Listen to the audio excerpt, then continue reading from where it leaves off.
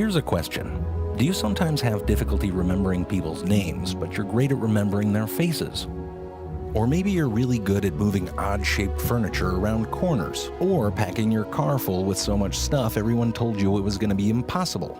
If so, you might just be a visual thinker. How about this? Try and remember an event from your past. What happens? Do you find yourself remembering something fuzzy like the significance or emotion or mood around that event? Or do you remember specific scenes and images? For some people, it turns out that images and spatial relationships seem to dominate their thinking process. Basically, they think in pictures. It's thought that upwards of 60% of people are in this category, and it's a continuum, not all or none. Some people just think this way more than others. For example, for some people, and this might be you, a messy desk isn't a problem at all. You know where everything is, but you know where it is in relation to everything else. So when someone comes along and cleans that desk up, supposedly helping you organize, you completely feel lost and you can't find anything. The same sort of spatial thinking that helps you navigate a messy desk can be incredibly powerful. The chess grandmaster Bobby Fischer said that he could see all of the pieces on the chessboard even when it wasn't in front of him, which allowed him to practice and play in his head. Nikola Tesla, a pretty amazing inventor, took this one step further and said he was able to build and rebuild complicated machines in his mind and then run them to see where the moving parts could potentially fail. When he was only 24 years old, the inventor Thomas Edison described his experience this way: "I have innumerable machines in my mind now, which I shall continue to illustrate and describe day by day when I have the spare time." But this kind of thinking, visual thinking, sometimes comes with a price. Namely, it can be hard to communicate what you're thinking to other people.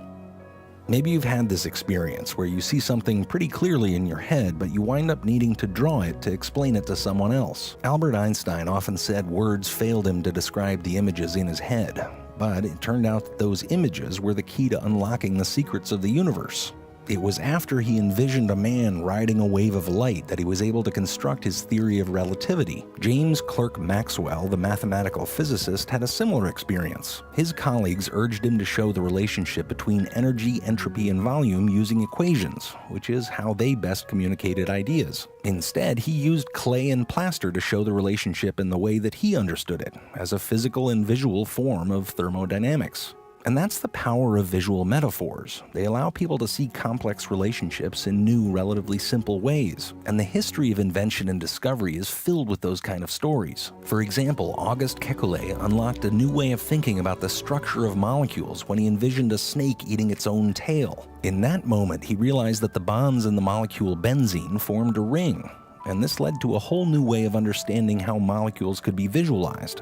And that's ultimately the challenge that visual thinkers face. How do you get those images out of your head and into the real world, as inventions or discoveries? It's also why right now is such an exciting time for people who think like this. The digital age has brought technology that allows visual thinkers to directly experiment with the forms that they're best at understanding. Visual thinkers can now fold complex proteins on the screen or use 3D printers to build almost any form they can imagine. And they can invent and play in virtual reality spaces that just couldn't exist in the real world. It's a good time to be a visual thinker. So next time you forget the names of streets on a route that you can navigate with ease, don't beat yourself up. You might just be the next genius inventor of our time. What kind of inventor are you?